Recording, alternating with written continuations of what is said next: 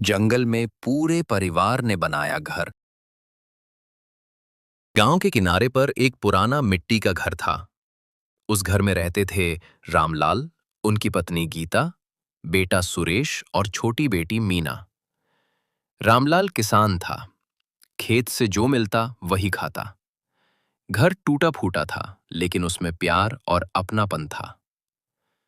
सुबह जब सूरज उगता, मीना दरवाजे पर बैठकर चिड़ियों को दाना डालती। गीता चूल्हे पर रोटियां सेंकती।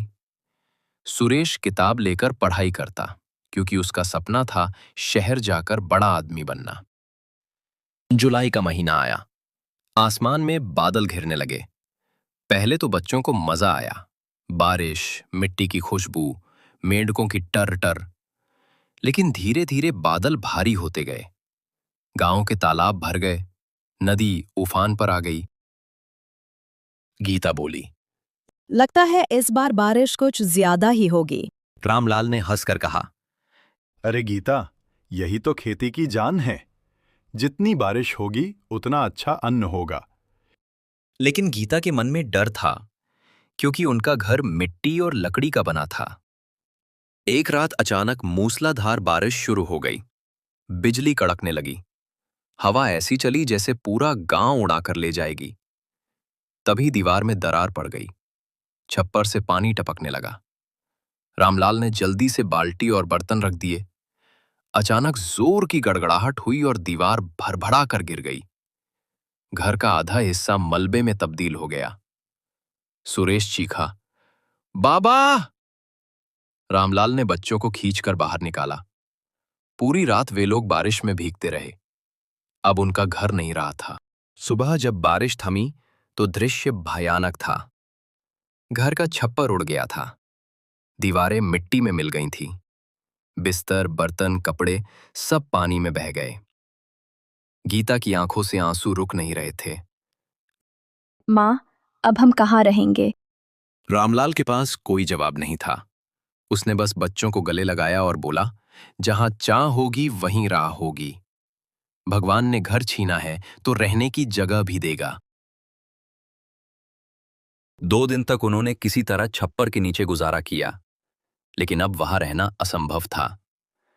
गांव के कुछ लोग मदद को आए। किसी ने चावल दिया, किसी ने कपड़े, लेकिन रहने के लिए किसी के पास जगह नहीं थी। रामलाल ने फैसला किया, हम यहाँ और नहीं रह सकते। हमें नई जगह ढूंढनी होगी। पर कहाँ जाएंगे? जंगल की तरफ। वहाँ पेड़ हैं, लकड़ी है। हम खुद मेहनत करके अपना घर बनाएंगे। सुबह होते ही वे लोग गठरी बांधकर चल पड़े। सुरेश किताबों को थैले में रखे हुए था।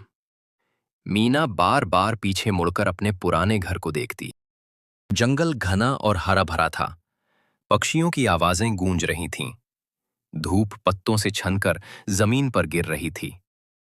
सुरेश ने कहा, बाबा, क्या हम सचमुच यहीं घर बनाएंगे? रामलाल ने दृढ़ नजर से कहा, हाँ बेटा, यही अब हमारी दुनिया होगी। पहले दिन उन्होंने एक पेड़ के नीचे रात गुजारी। ठंडी हवा और जंगली जानवरों की आवाजों से नींद नहीं आई। अगली सुबह रामलाल ने कुल्हाड़ी उठाई, पेड़ों की शाखाएं काटी। सुरेश ने उन्हें बांधने में मदद की। गीता और मीना पत्तियां इकट्ठा करने लगी। धीरे धीरे उन्होंने लकड़ी का ढांचा खड़ा किया, पत्तियों से छप्पर ढका, पत्थरों से नींव बनाई। मीना खुशी से बोली, माँ, ये तो हमारी झोंपड़ी जैसी है। हाँ बेटिया, ये छोटा है लेकिन अपना है। गीता ने छोटे बगीचे में सब्जियां उगाना शुरू किया। मीना फूल तोड़कर झोपड़ी सजाती। धीरे धीरे परिवार ने अपने दुख भूलने की कोशिश की।